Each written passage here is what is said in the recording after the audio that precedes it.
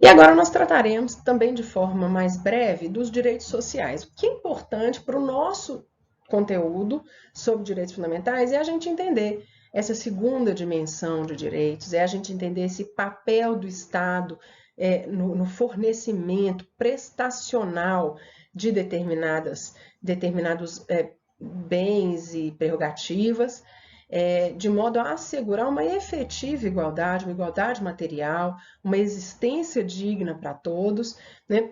Fugindo àquela premissa que historicamente se provou falsa de que todos são iguais, né? Mas que também historicamente fazia muito sentido no período ali pós-revoluções liberais, né? Já vimos tudo isso na parte teórica do curso. Então não vamos ver os direitos sociais em espécie, cada um deles. Eles serão vistos com muito mais detalhes para quem for trabalhar, né, for estudar o direito do trabalho. Então, vamos ver aqui a essência realmente, o conteúdo essencial e algumas peculiaridades desses direitos. O artigo 6º da Constituição enumera os direitos sociais. Vejam, define, né? São direitos sociais a educação, a saúde, a alimentação, trabalho, a moradia, o transporte, o lazer, a segurança, a previdência social, a proteção à maternidade e à infância, a assistência aos desamparados na forma desta Constituição.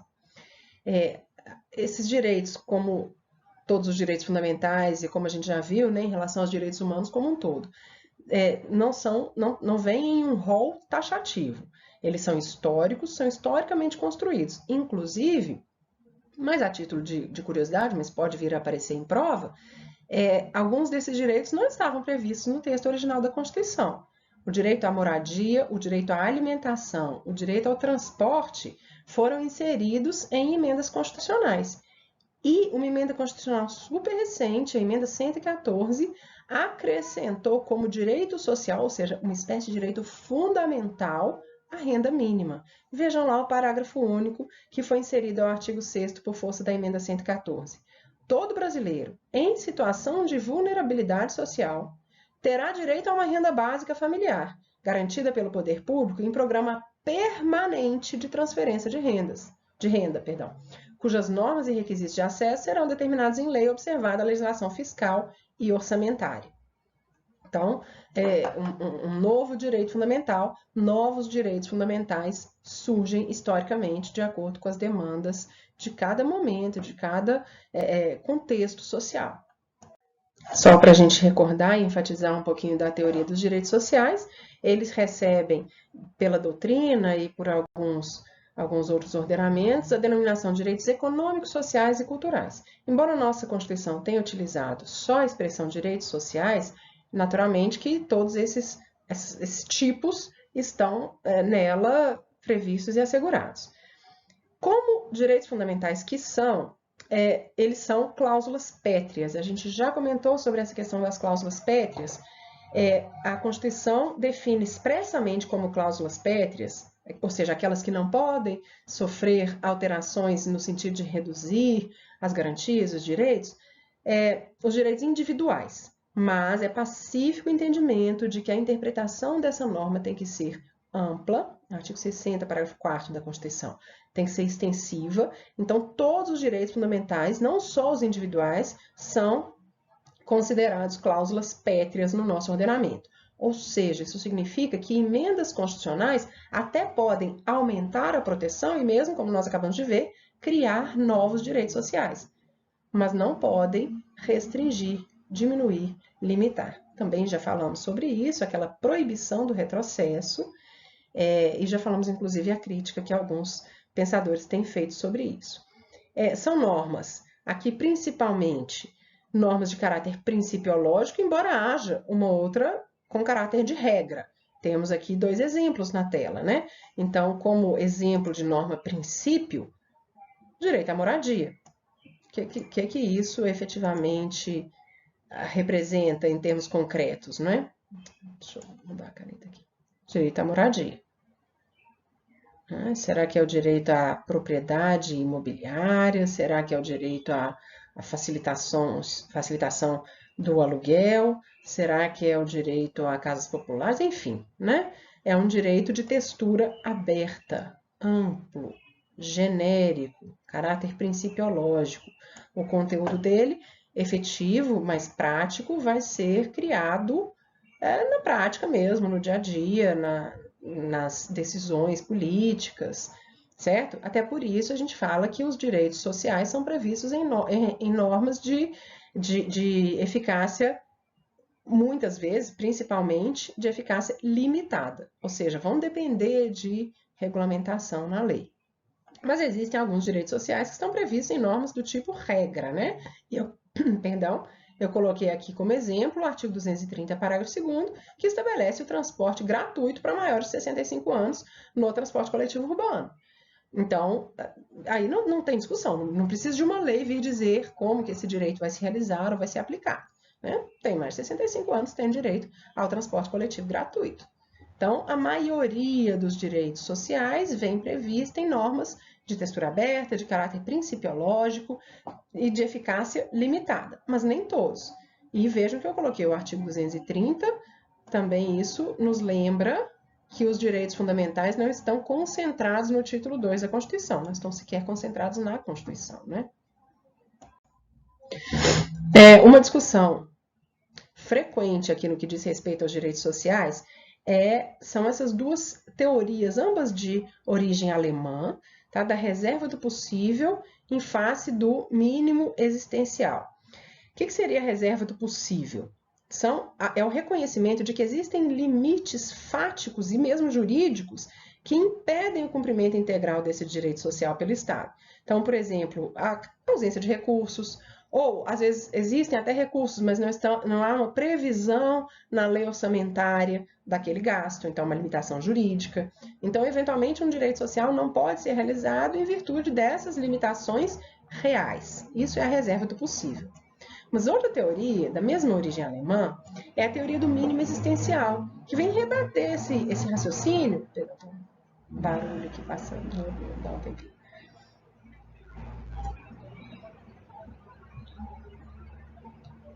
Vamos lá. Mesmo diante da reserva do possível, existe um conteúdo mínimo que o Estado é obrigado a cumprir imediatamente. São aqueles aspectos mais essenciais, mais vitais dos direitos sociais. Tá? Dentro do mínimo existencial existe o mínimo vital mesmo, que é a sobrevivência. Para esse, o mínimo existencial é um pouquinho mais amplo. Então, por exemplo, o mínimo vital em questão de saúde, o sujeito está ali no hospital, por não ter dinheiro para pagar, não está sendo admitido numa situação de urgência e emergência. Né? O plano de saúde está dizendo que ele está em período de carência. Enfim, isso é matéria lá do direito civil. Assegurar o atendimento imediato, emergencial, é o mínimo vital. Né? O mínimo existencial é um pouco mais amplo e menos imediato, que seria, por exemplo, o acesso à educação, acesso à escola, ter direito a matricular-se na escola. A criança tem direito de estar na escola. Né? Não há reserva do possível que possa ser alegada para dizer não tem dinheiro para isso. Né? Não está previsto na lei orçamentária. Tem que estar. Então, esse seria o mínimo existencial. Um círculo mais amplo, dentro do qual estaria o mínimo vital. Esses dois círculos aí ficariam blindados contra a reserva do possível. Agora, o que contém esse mínimo existencial? O mínimo vital a gente até consegue entender, é aquilo que é necessário de imediato para sobreviver. Mas o mínimo existencial? Né? Aí o conteúdo desse mínimo existencial não é universal. Ele vai variar de uma sociedade para outra, dentro do contexto econômico e de desenvolvimento de cada estado. Né? Para o STF, é o mínimo no que diz respeito, o mínimo no que diz respeito à educação infantil fundamental, isso aí o STF já se manifestou. Perdão, gente, retificando aqui. O mínimo no que diz respeito à educação, o STF já determinou que a educação infantil e fundamental gratuitas. Né? Na saúde também já determinou. Acesso a tratamento de enfermidades graves já está determinado também que compõe o mínimo existencial. Né? A questão da vedação do retrocesso, que a gente já mencionou, só enfatizando aqui, porque eu coloquei na tela, alguns autores, como Canotilho, por exemplo, que é uma grande referência em direito constitucional, José Joaquim Gomes Canotilho, admitem o retrocesso, ou seja, a supressão, a restrição de direitos sociais, em caso de grave crise econômica. Né? Mas ainda assim, é preciso, ainda na visão desses autores, é preciso que haja limites para esse retrocesso.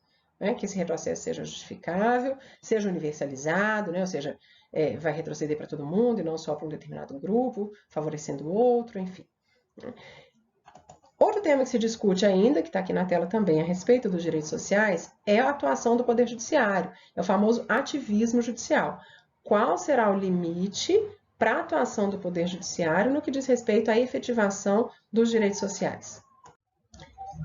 Nós vivemos uma realidade em que a judicialização das questões políticas é um fato, né? O nosso Poder Legislativo muitas vezes é omisso ou se abstém aí de decidir determinadas questões, e aí essas questões acabam sendo levadas ao Poder Judiciário.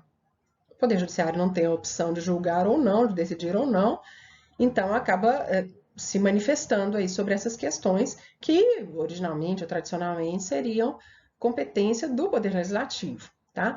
Mas a judicialização não se confunde com o chamado ativismo judicial, que é quando o judiciário, ao ser chamado a decidir essas questões, ele acaba ou expandindo o sentido de uma determinada norma, ou eventualmente até criando normas, e essa postura mais proativa do juiz, né, do judiciário, ela é muitas vezes criticada, o judiciário está legislando, o STF está legislando, mas muitas vezes ela também se faz necessária para a efetivação de direitos, notadamente dos direitos sociais, porque em normas de eficácia limitada não se concretizam e aí a Constituição não se realiza, né? Então é papel do judiciário realizar a Constituição. Então, por mais que seja muitas vezes criticada e criticável a postura mais ativista do Poder Judiciário, ela, por vezes, também se faz necessária diante da inércia, diante da omissão dos outros poderes, né? Não só do Legislativo, mas também do Executivo. Né? Então, é preciso analisar aí caso a caso e repensar o papel de cada um dos poderes, e não só do Poder Judiciário, na realização dos direitos sociais. Vejam como costuma ser cobrada a memorização dos artigos da Constituição, né? Assinale a alternativa, diz essa questão deste ano, que cita direitos sociais previstos no artigo 6º da Constituição da República. Ou seja, pode até haver direitos sociais aqui, que nós não vamos marcar, porque embora sejam direitos sociais reais, não estão no artigo 6º. Então, temos lá a nossa resposta no próprio texto da lei que acabamos de ler, né? Educação, saúde e alimentação. Quer dizer que trabalho, por exemplo, não é direito fundamental? É também, mas veja lá, onde se prevê trabalho, fala-se também em intimidade. Intimidade é um direito fundamental de caráter individual, não é um direito social. Né? Igualdade, da mesma forma, né? Um direito do artigo 5º. Então, liberdade de expressão, idem, né? Então, aqui não é saber o conteúdo dos nossos direitos fundamentais, é saber onde está cada um e em que categoria cada um deles se insere. Vamos partir agora para a análise dos direitos políticos, direitos de participação e cidadania. Não vamos nos ater muito aos direitos de nacionalidade, fogem um pouco ao nosso propósito, mas principalmente aos direitos políticos propriamente ditos. O rol dos direitos políticos previsto na Constituição inclui o referendo, o plebiscito, o referendo, a iniciativa popular, a ação popular e o sufrágio. Então, todos eles são direitos políticos constitucionalmente previstos. Cuidado, porque às vezes a prova vai perguntar o texto do artigo 14 da Constituição, que vai enumerar 3 desses direitos políticos: o plebiscito, o referendo e a iniciativa popular. Tá? Mas não quer dizer que os demais não tenham a mesma natureza de direitos políticos. Então, diz o artigo 14, a soberania popular será exercida pelo sufrágio universal e pelo voto direto e secreto, com valor igual para todos, e nos termos da lei, mediante plebiscito, referendo e iniciativa popular. Vamos falar um pouquinho sobre cada um deles, mas vejam que o sufrágio também é um direito, é um direito político, e da mesma forma a ação popular, de que nós vamos tratar mais adiante, tá? Ok. O Brasil é uma democracia semidireta ou participativa. Vamos lá, o que quer dizer uma democracia semidireta ou participativa? Mais usada essa expressão semidireta porque ela traz mais clareza. né? Nós temos tanto o exercício do poder mediante representantes, ou seja, a gente não toma as decisões diretamente, a gente elege mandatários que vão fazê-lo em nosso nome, mas também temos, então, tanto a representação quanto o exercício direto. Tá? E aí, para o exercício direto, é que nós vamos ter plebiscito, referendo e iniciativa popular.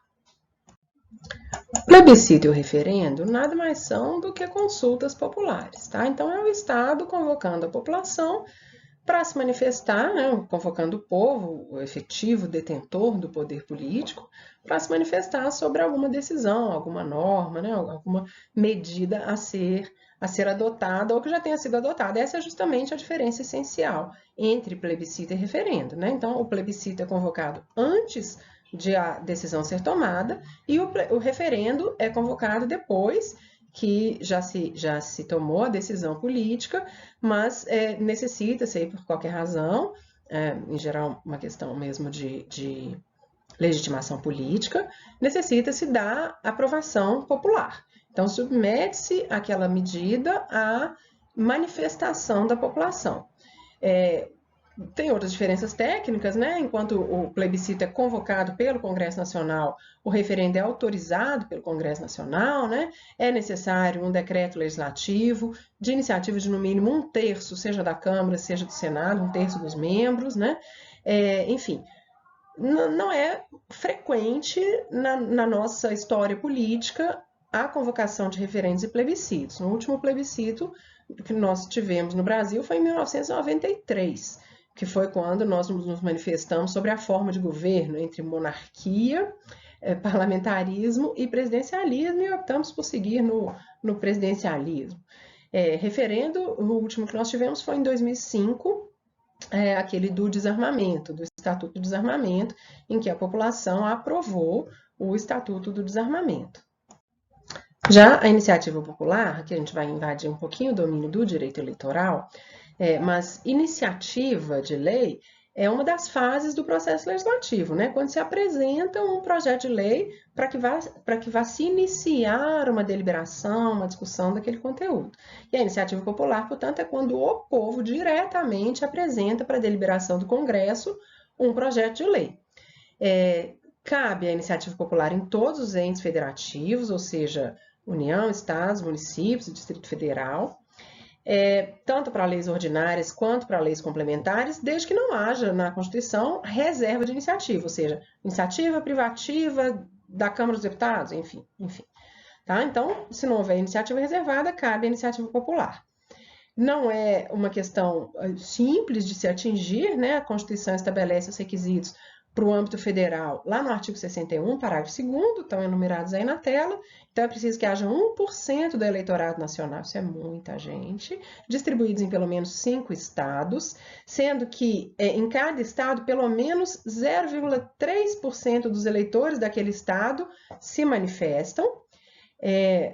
A tramitação, isso é só uma questão procedimental mesmo, ela vai se iniciar na Câmara, ou seja, a primeira deliberação vai ser na Câmara dos Deputados, isso é uma questão de opção, e o procedimento é igual ao da lei de iniciativa de algum parlamentar. Isso é até lamentável, né, gente? Você tem 1% do eleitorado nacional e o trâmite, o procedimento é idêntico ao de uma lei proposta por um deputado, né? Por um senador. Não tem um status aí superior para a lei de iniciativa popular. Acho até que deveria ter, mas no nosso concurso o importante é saber que o trâmite é idêntico ao projeto de lei, ao trâmite do projeto de lei de qualquer parlamentar. No âmbito municipal, a Constituição regulamenta municipal, vejam bem, a Constituição regulamenta a iniciativa popular no seu artigo 29, exigindo 5%, exigindo a manifestação, né, de 5% do eleitorado municipal. Já no âmbito estadual, a Constituição da República não regulamenta a iniciativa popular. Então, como a gente está estudando para a Assembleia Legislativa de Minas Gerais, eu trouxe a Constituição deste estado, de Minas Gerais, no seu artigo 67, que regulamenta e traz aqui os requisitos para a iniciativa popular. Diz a Constituição de Minas: salvo nas hipóteses de iniciativa privativa e de matéria indelegável, previstas nesta Constituição, a iniciativa popular pode ser exercida pela apresentação à Assembleia Legislativa de projeto de lei subscrito por, no mínimo, 10.000 eleitores. Então, tem esse mínimo aqui em número absoluto, não é em percentual dos eleitores do Estado. Atenção para isso. Então, 10.000 eleitores do Estado em lista que vai ser organizado por uma entidade associativa legalmente constituída, ou seja, a nossa Constituição de Minas exige a participação aí de uma associação legalmente constituída que vai coletar as assinaturas e vai ser responsável pela idoneidade dessas assinaturas, tá? Tem uma segunda restrição aqui no parágrafo 1º, das assinaturas, no máximo 25% poderão ser de eleitores alistados na capital do estado. Ou seja, se a gente tiver um projeto de lei de iniciativa popular com o mínimo, nós vamos ter 10.000 eleitores de Minas Gerais, sendo no máximo 2.500 de Belo Horizonte. Mas são 25% das assinaturas, né? Então, não sei, vamos que eu tenha 100.000 assinaturas. E aí eu vou ter 25.000 no máximo de Belo Horizonte, perfeito? O restante tem que ser de eleitores do interior de Minas. Que pelo caráter muito recente da Emenda Constitucional 111, eu gostaria de mencionar um trechinho dela. É a reforma política, né? Já está quase completando um ano, ela é de 29 de setembro de 2021, e ela trouxe várias mudanças aí na organização da questão das eleições, dos partidos políticos, então questão de fidelidade partidária, questão de distribuição do fundo partidário, de participação de mulheres, de população negra, e entre outras coisas estabeleceu consultas populares nas eleições municipais, tá? Que é muito salutar e lamentavelmente isso não foi estendido ao âmbito nacional ou mesmo estadual. Mas nas eleições municipais, então, deve haver consultas populares aí concomitantemente às eleições, né, sobre as questões locais aprovadas pelas câmaras municipais e encaminhadas à Justiça Eleitoral até 90 dias antes da data das eleições. Então, junto com as eleições municipais, além da escolha dos representantes, a população será chamada a se manifestar sobre as questões locais. Isso vai ser feito, então, no mesmo procedimento das eleições, e as manifestações vão se dar aí sem campanha política, né? Então, a divulgação vai ser feita durante as campanhas eleitorais, mas não vai haver propaganda gratuita em rádio e televisão, ok? É mais por ser recente. E eu recomendo a leitura dessa emenda constitucional toda, porque certamente ela vai aparecer aí nas próximas provas. Aqui nós vamos começar um elemento essencial dos direitos políticos, né? Talvez o primordial, que é o sufrágio, que nada mais é do que o direito de votar e ser votado. Aqui eu corro o risco de invadir um pouco a seara do direito eleitoral, mas é tema bastante recorrente nas provas de concursos, né? E no que diz respeito mesmo aos direitos fundamentais. Então, nós vamos tratar desse tema, mesmo correndo esse risco aí de invadir a seara de outros ramos. Então é o sufrágio? Direito de votar e ser votado. Então, o sufrágio é um direito fundamental. Não se confunde com o voto em si, que é a forma de exercício desse direito, tá? E nós vamos começar com o direito de votar, né? Que a gente chama de capacidade eleitoral ativa ou de alistabilidade. O alistamento é uma condição para o exercício do voto. Então, quem é alistável pode votar, o inalistável não vota, né? E aí o alistamento e o voto, em regra, são obrigatórios, mas serão facultativos para as pessoas que contam 16 a 18 anos, para os maiores de 70 e para os analfabetos, né? Quem não pode, né, se alistar e votar, quem não detém capacidade eleitoral ativa, estrangeiros e militares conscritos. O voto tem como características, aqui enumeradas, ser direto, ou seja, elege-se diretamente o representante. Nós temos uma hipótese de voto indireto na Constituição, vale registrar, que é quando há vacância do cargo de presidente e vice. Quando os dois cargos ficam vagos nos 2 últimos anos do mandato, o Congresso elege, ou seja, eleição é indireta, representantes para ocupar esses cargos até o final daquele mesmo mandato, é o que se chama de mandato tampão, tá? Mas, em regra, o voto é direto. Voto secreto, isso é uma característica essencial para o exercício da democracia. O voto aberto impede a liberdade de voto, né? E aqui também temos que o voto é livre. O voto é obrigatório no sentido de que a pessoa é obrigada, em princípio, a comparecer ao local de votação e se manifestar de alguma forma, mas a pessoa pode optar por votar em branco ou anular o voto, né? Então, daí a ideia do voto livre.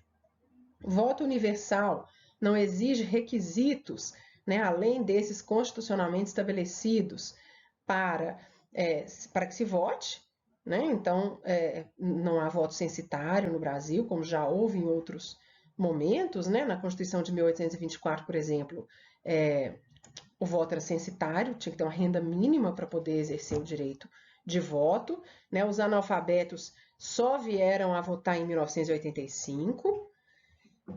As mulheres só podemos votar a partir do Código Eleitoral de 1932, né, da Constituição seguinte, 34. Então, voto universal. Voto periódico, né, de tempos em tempos somos chamados a comparecer às urnas e eleger os nossos representantes. E o voto igual para todos, ou seja, não há um voto com peso maior ou com valor maior do que outros, né? A Constituição estabelece expressamente, como cláusulas pétreas, o voto direto, secreto, universal e periódico. Cai muito em prova ainda voto obrigatório, não é cláusula pétrea. A obrigatoriedade é uma característica do voto, mas por uma opção política do nosso Estado, do Estado brasileiro, né? Não como uma cláusula pétrea. Então, isso pode vir a ser alterado por emenda constitucional, perfeito?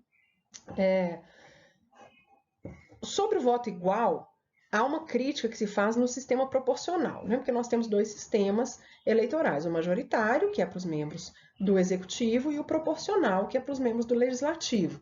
Então, tem lá um coeficiente eleitoral, e aí acaba que, na prática, os representantes dos estados menos populosos, né, com menos eleitores, acabam tendo mais facilidade, em termos numéricos, de se eleger.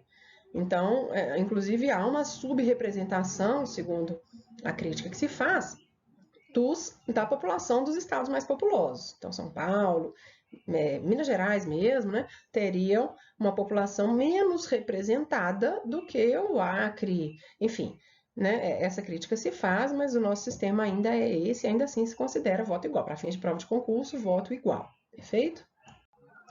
O outro lado aqui do sufrágio, né, que nós definimos como o direito de votar e ser votado, então é o que nós chamamos de capacidade eleitoral passiva ou elegibilidade. É o lado do ser votado, portanto. Tá? Então, elegibilidade, capacidade eleitoral passiva. E aqui, o que costuma aparecer nas provas de concurso são as condições de elegibilidade, ou seja, os requisitos para que uma pessoa possa legitimamente se candidatar, receber votos, eventualmente ser eleita. A primeira condição, essas condições estão todas no artigo 14, parágrafo 3º, aqui estão enumeradas na tela.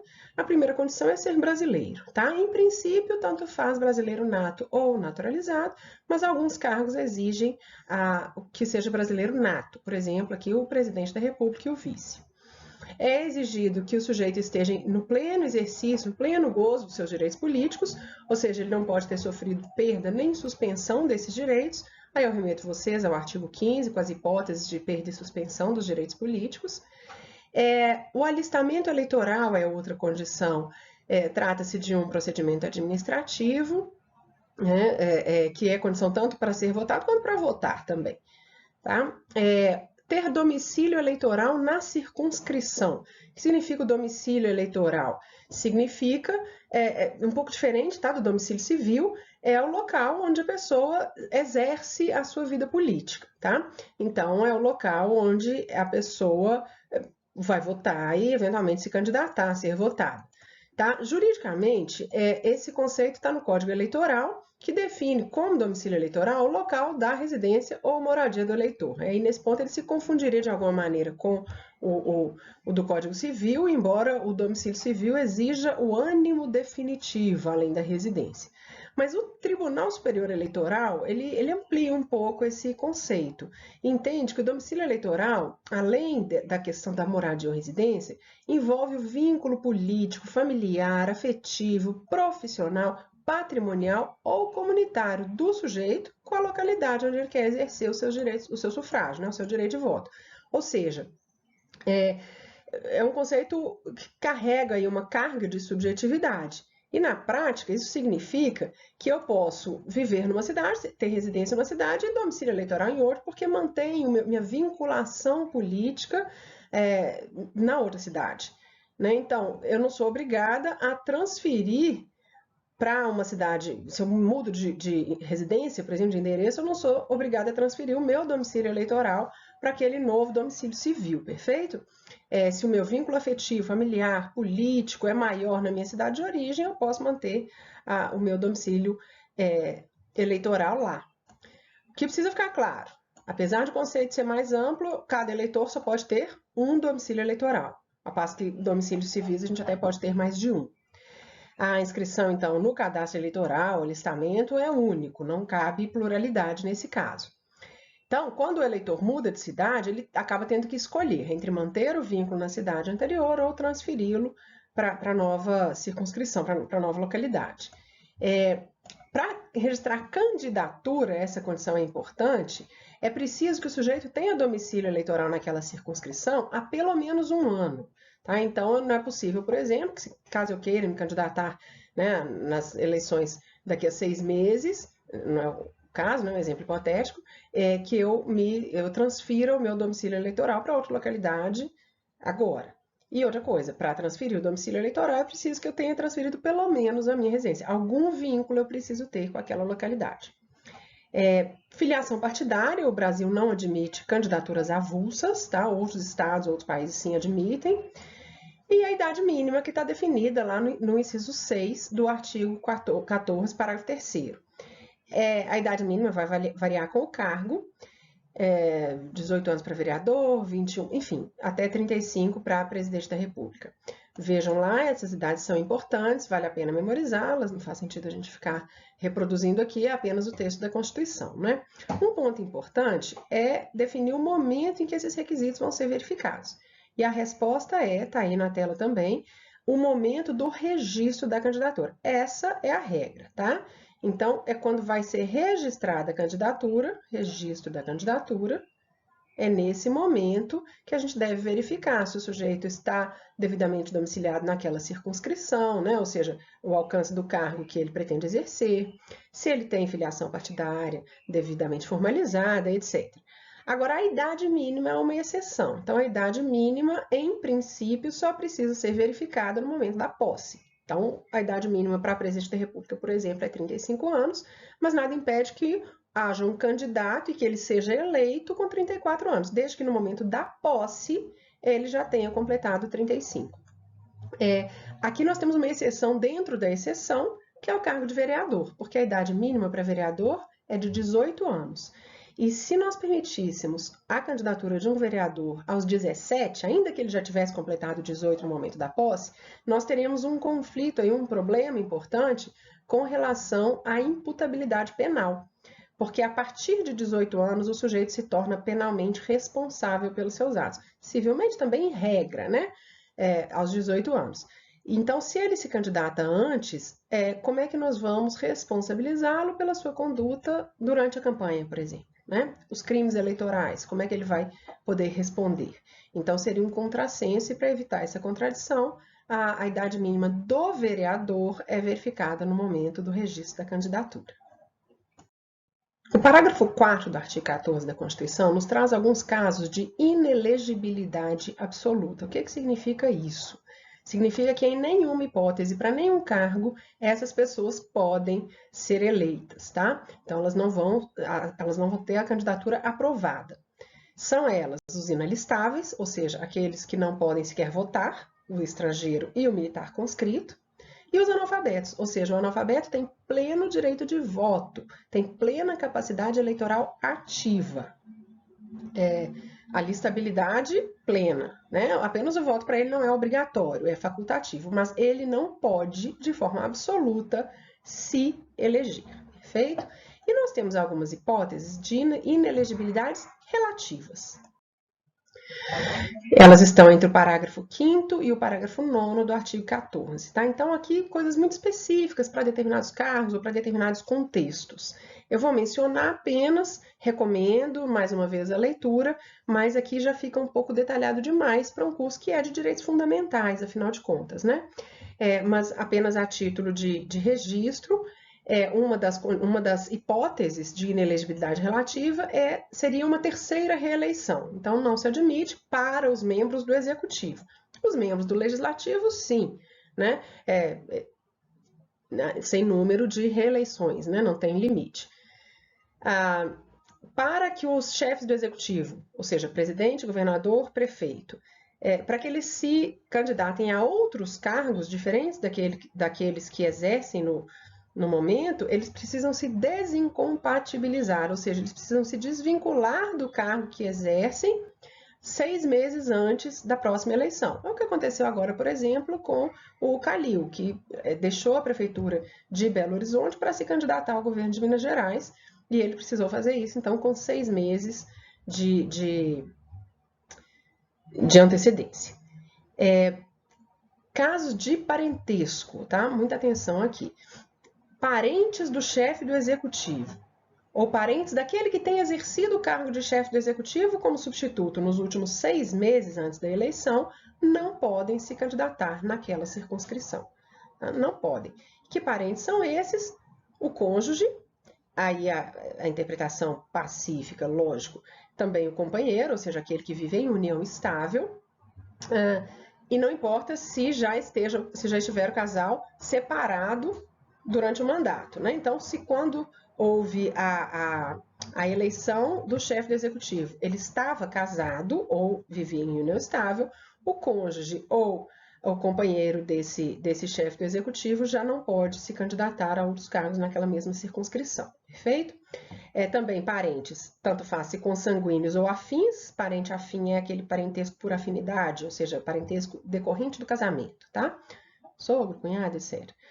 Até segundo grau, tanto faz se por adoção, a nossa legislação, nosso ordenamento não faz nenhuma distinção mais a respeito do tipo de parentesco, perfeito? Então, essas pessoas ficam impedidas de se candidatar na mesma circunscrição. Outro caso de inelegibilidade relativa é a questão do militar. O militar, nós temos que avaliar quanto tempo de serviço tem. Com menos de 10 anos de serviço, caso o militar queira candidatar-se a algum cargo eletivo, ele precisa se afastar em definitivo da atividade. Com mais de 10 anos, ele acaba sendo agregado, ou seja, ele se afasta temporariamente para se candidatar. E aí, se ele for eleito, ele passará para inatividade. O parágrafo 9º do artigo 14 estabelece a possibilidade de lei complementar criar outros casos de inelegibilidade, além daqueles que a Constituição já criou. Trata-se de uma hipótese de reserva legal qualificada, e é o que diz o artigo 14, parágrafo 9º, como vocês têm aí na tela. Lei complementar, então, primeiro, a espécie de lei está previamente definida, lei complementar. A lei complementar tem um trâmite de elaboração e aprovação diferenciado, um pouco mais rigoroso. Então, estabelecerá outros casos de inelegibilidade e os prazos de sua cessação, ou seja, quando o sujeito deixa de ser inelegível. Aí vem a finalidade, por isso a reserva legal qualificada, veja. A fim de proteger a probidade administrativa, probidade, boa-fé, ética, nossa, ficou ruim esse grifo aqui demais. Probidade administrativa. A moralidade para exercício de mandato, considerada a vida pregressa do candidato, a normalidade e legitimidade das eleições, contra a influência do poder econômico ou o abuso do exercício de função, cargo ou emprego na administração pública, na administração direta ou indireta. Então, a Constituição permite que lei complementar crie outros casos de inelegibilidade, desde que para essas finalidades aqui enumeradas: proteger probidade administrativa, moralidade, considerada vida pregressa do candidato, a normalidade, a legitimidade das eleições contra a influência do poder econômico ou o abuso no exercício de função, cargo ou emprego na administração direta ou indireta. Nós temos alguns exemplos, né? Talvez o mais conhecido seja a Lei Complementar 150, a Lei da Ficha Limpa, que estabelece, né, a inelegibilidade de um candidato que tenha sido condenado por crime contra a administração pública por um órgão colegiado. A gente fala em condenação em segunda instância, mas não necessariamente tem que ser a segunda instância, tá? Basta que seja um órgão colegiado, ou seja, não é uma decisão de um único magistrado, de um único julgador. Esse certamente é o exemplo mais conhecido de todos. Vamos ver as questões aqui selecionadas sobre esse tema. É uma questão deste ano da própria FUMARC, né? De acordo com a Constituição Federal de 1988, a soberania popular será exercida pelo sufrágio universal e pelo voto direto e secreto, com valor igual para todos e nos termos da lei, mediante, exceto. Vejam que até a redação da questão é bastante infeliz, né? Nos termos da lei, mediante, exceto. Mas a gente consegue compreender que o que a questão quer aqui é que nós conheçamos quais são as hipóteses de exercício da soberania popular. Quais são as hipóteses de exercício da soberania popular expressas como tal na Constituição de 88. E aí nós já vimos o artigo que se refere à iniciativa popular, ao plebiscito e ao referendo. Ação popular. Ação popular é um remédio constitucional, nós vamos ver no bloco seguinte, é sim uma forma de exercício da soberania popular, é sim um direito político, mas não está expresso no rol específico ali da Constituição. Então, cuidado para não fazerem confusão, sempre a leitura da Constituição, a leitura do texto da norma vai nos ajudar. A nossa resposta, já que se pede a exceção, é a ação popular. Essa é um pouquinho mais antiga, mas por ser da Assembleia Legislativa, né, e ainda da FUMARC, entendi que merecia ser analisada. A respeito do voto, do direito de voto no Brasil, é correto afirmar exceto. Vejam mais uma vez pedindo a exceção. As mulheres passaram a ter direito de voto no Brasil a partir do Código Eleitoral de 1932. Vimos isso. Então, o voto só passa a ser universal quando todos têm direito a voto. Então, mulheres, analfabetos, pobres, né? O voto deixa de ser censitário, deixa de ser definido por sexo, por gênero. Letra B. A Constituição Federal de 1988 permitiu o alistamento dos brasileiros maiores de 16 anos. Permitiu, mas não exigiu. Perfeito. No período republicano, letra C. No período republicano brasileiro, os analfabetos passaram a ter direito de voto a partir de 1985. Correto também. Até então, o voto exigia alfabetização. Já falamos também sobre isso. Então, a resposta só pode ser a letra D. A lei eleitoral brasileira permite o voto dos cabos e soldados conscritos durante o serviço militar obrigatório. Não. Esses são inalistáveis e, por consequência, inelegíveis. O militar pode até votar ou ser eleito, desde que não esteja conscrito. E, para ser eleito, desde que, tendo menos de 10 anos de exercício da atividade, se desvincule dela e, tendo mais, passe para a inatividade, caso eleito, antes da eleição, ele fica afastado.